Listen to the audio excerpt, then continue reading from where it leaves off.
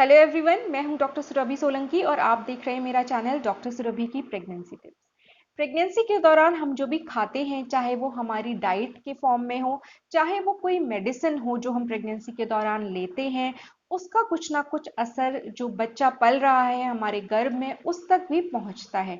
क्योंकि कई चीज़ें ऐसी होती हैं जो हमारी डाइट में जो हम फूड लेते हैं वो तो एक पॉजिटिव चीज़ होती है। चलिए, जो न्यूट्रिएंट्स होते हैं, जो पोषक तत्व होते हैं, वो प्लेसेंटा को क्रॉस करके बच्चे तक पहुंचते हैं और उसे पोषण प्रोवाइड करते हैं, उसकी ग्रोथ और डेवलपमेंट में हेल्पफुल होते हैं। इसके अलावा जो दवाइयाँ हम लेते हैं प्रेगनेंसी के दौरान, उनमें से भी ज़्यादातर दवाइयाँ प्लेसेंटा को क्रॉस करके बच्चे तक पहुंचती हैं। तो कोई भी हम दवाई जो भी ले प्रेगनेंसी के दौरान, वो ऐसी नहीं होनी चाहिए जिसका कि बच्चे पे कोई नेगेटिव असर पड़े। स्पेशली जो अर्ली प्रेगनेंसी होती है, यानी कि प्रेगनेंसी के जो शुरुआती महीने होते हैं, 3 महीने होते हैं, उसमें बच्चे के जो ब्रेन है, स्पाइनल कॉर्ड है, उसका हार्ट है, वो काफ़ी क्रूशियल स्टेज में होते हैं डेवलपमेंट के लिए। इसलिए हमें उस टाइम पे खास ख्याल रखना चाहिए कि हमें कौन सी दवा खानी है और कौन सी दवा नहीं खानी है। अब यहाँ पर हम एक पर्टिकुलर दवाई के बारे में बात करने वाले हैं, वो है पैरासिटामॉल।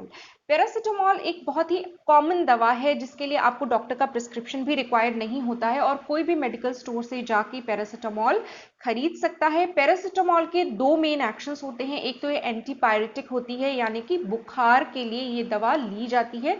दूसरा, ये एनाल्जेसिक इसका इफेक्ट होता है, यानी कि पेन रिलीफ में भी इसका इफेक्ट अच्छा होता है। तो जनरली अगर कुछ पेन होता है बॉडी में या सर में दर्द होता है तो पैरासिटामॉल ली जाती है, बुखार आता है तो पैरासिटामॉल ली जाती है। तो ये एक ओवर द काउंटर मेडिसिन होती है, इसके लिए आपको डॉक्टर के प्रिस्क्रिप्शन की जरूरत नहीं होती है।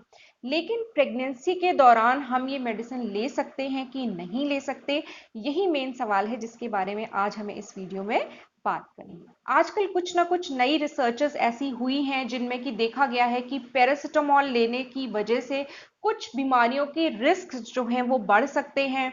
जैसे कि एक रिसर्च में पाया गया है कि अगर पैरासिटामॉल ज़्यादा अमाउंट में ली जाती है प्रेगनेंसी में, तो अगर गर्भ में एक फीमेल चाइल्ड है, एक लड़की है, तो उसकी जो ओवरी में जो एग्स का रिजर्व होता है वो कम होता है, यानी कि ये कुछ एग्स को डैमेज करती है, तो एग्स की संख्या कम हो जाती है। तो अगर एग्स की संख्या कम होगी तो जल्दी मेनोपॉज आ सकता है, यानी कि उनके लिए जो प्रेग्नेंट होने का एक विंडो होता है एज का, वो थोड़ा कम हो जाएगा। इसके अलावा और भी जो रिसर्चेस हैं उसमें पाया गया है कि पैरासिटामॉल को अगर ज्यादा मात्रा में यूज किया गया तो बच्चे में एडीएचडी नाम की कंडीशन डेवलप हो सकती है, जिसको कि attention deficit hyper activity disorder बोला जाता है। और भी कुछ बिहेवियरल प्रॉब्लम्स देखी गई हैं, कभी कभी एस्थमा की या दमा की शिकायत देखी गई है। पर ये सब जो भी रिसर्चेस हुई हैं, इनमें एक 100% श्योरिटी के साथ कुछ भी नहीं कहा जा सकता है। ये सब हमें एक सजेशन ही दे सकते हैं।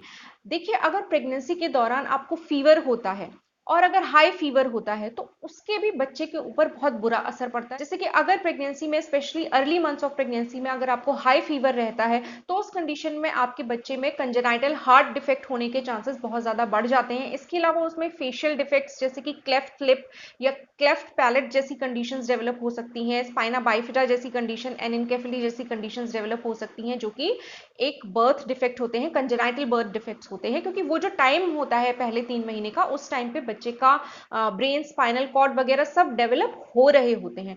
तो उस टाइम पे अगर हाई फीवर रहता है और कंट्रोल नहीं किया जाता है प्रेग्नेंट महिला का, तो बच्चे पे उसका भी बहुत बुरा असर पड़ेगा। तो इसलिए ये सब जो रिसर्चेस हैं या जो लोग आपसे कह रहे हैं कि बिल्कुल नहीं लेना चाहिए और इस तरीके की बातें जो हो रही हैं, उससे आपको कंफ्यूज नहीं होना चाहिए।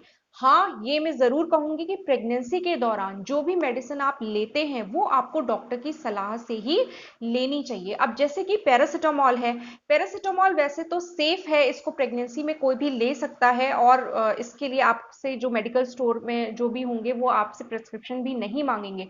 लेकिन फिर भी अगर आपको पैरासिटामॉल लेनी है प्रेगनेंसी में, तो आपको अपने डॉक्टर की राय पहले लेनी चाहिए कि आप इसको यूज कर सकते हैं कि नहीं यूज कर सकते हैं। ज्यादातर डॉक्टर्स इसे यूज करते हैं क्योंकि ये अभी तक बिल्कुल सेफ मानी गई है और बच्चे में और मदर में कोई भी बुरा असर देखने को नहीं मिला है जनरल प्रैक्टिस में डॉक्टर्स की। तो इसलिए ये मेडिसिन सेफ है, इसमें डरने की कोई भी बात नहीं है। क्योंकि प्रेगनेंसी में आपको पैरासिटामॉल से डरने की कोई जरूरत नहीं है। अगर आपने इसे लिमिटेड डोज में लिया है, अपने डॉक्टर की रिकमेंडेशन के हिसाब से लिया है, तो आपको या आपके बच्चे को कोई खतरा इसमें नहीं होगा। अभी तक कई महिलाओं ने प्रेगनेंसी के दौरान, चाहे वो दर्द के लिए, चाहे वो फीवर के लिए, पैरासिटामॉल यूज करी है और कोई भी बैड इफेक्ट बच्चे पे या मदर पे देखने को नहीं मिला है जनरल प्रैक्टिस में। हाँ, ये जरूर रिकमेंडेड है, अगर आपको कोई भी ऐसे सिम्टम है या दर्द है, दर्द हल्का फुल्का है, मैनेजेबल है, आप उसे बियर कर सकती हैं, तो मत लीजिए क्रोसिन या पैरासिटामॉल।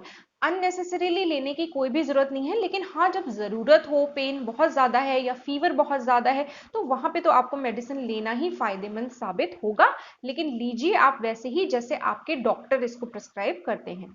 इसके अलावा और भी जो दवाइयां होती हैं, कॉमन दवाइयां जैसे जो डायरिया के लिए यूज होती हैं या और कॉमन बीमारियों के लिए जो दवाइयां यूज होती हैं, वो अपने मन से आप मत लीजिए। अपने डॉक्टर से पहले कंसल्ट कीजिए, उनके प्रिस्क्रिप्शन से आप कोई भी मेडिसिन वहां पे लीजिए, क्योंकि कई कॉमन मेडिसिन होती हैं जो कि प्रेगनेंसी के दौरान नहीं दी जाती हैं, उनकी बजाय उनका कोई ना कोई सब्सटीट्यूट आपको दिया जाता है जो ज्यादा सेफ होता है प्रेगनेंसी के दौरान यूज करने के लिए।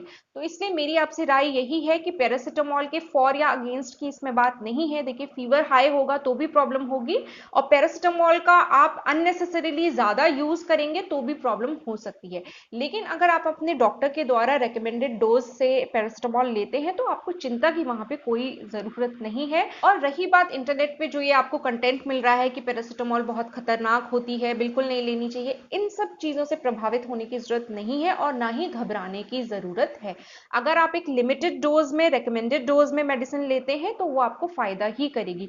जहां तक साइड इफेक्ट्स की बात है, तो जितनी भी मेडिसिन होती हैं किसी भी एलिमेंट के लिए या बीमारी के लिए जो भी हम यूज करते हैं, उसके कुछ ना कुछ साइड इफेक्ट्स जरूर होते हैं। इफेक्ट है तो साइड इफेक्ट भी होगा ही, तो इसलिए आपको घबराने की जरूरत नहीं है। बस आपको यह एहतियात बरतने की जरूरत है कि आप जो भी आपको बीमारी होती है प्रेगनेंसी के दौरान, पहली चीज तो ये, अगर बियरेबल है यानी कि आप उसे सह सकते हैं, उससे आपको ज्यादा दिक्कत नहीं हो रही है, थोड़ा बहुत ही प्रॉब्लम है, तो आप उसे बियर कर लीजिए, अननेसेसरीली मेडिसिन मत लीजिए।